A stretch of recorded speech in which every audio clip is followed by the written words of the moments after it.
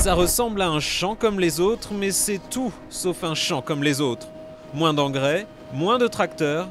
Ici, on pratique une agriculture moins chère et plus respectueuse de l'environnement. Ici, on va faire pousser du maïs. Différence de taille avec un champ classique, la terre n'est jamais labourée. Elle est tapissée de plantes de couverture. Toute l'année, le sol reste bourré de nutriments. L'exploitation appartient à Mike, qui cultive 1200 hectares ici dans l'Indiana. En 12 ans, on est devenu 100% sans labour. Aujourd'hui, Mike a fait venir Barry du ministère de l'Agriculture.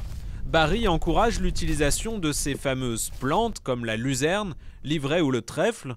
Leur travail, capturer l'azote de l'air et le stocker dans la terre, une sorte d'engrais naturel et gratuit.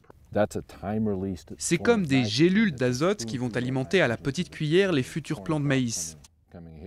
L'avantage, Mike réduit sa consommation d'engrais au nitrate. C'est autant de moins qui descend dans les nappes phréatiques. Nos niveaux de nitrate rejetés dans le sol sont très faibles.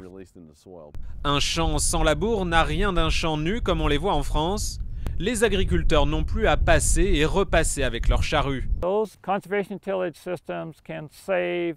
Ces systèmes de conservation font faire des économies. Ils réduisent les coûts en machines, en essence et en main-d'œuvre pour la préparation des semis. Mike a quand même dû acheter des semoirs spéciaux pour semer son maïs et son soja. L'investissement est important, mais financé à hauteur de 50% par des aides publiques, au nom de la protection de l'environnement.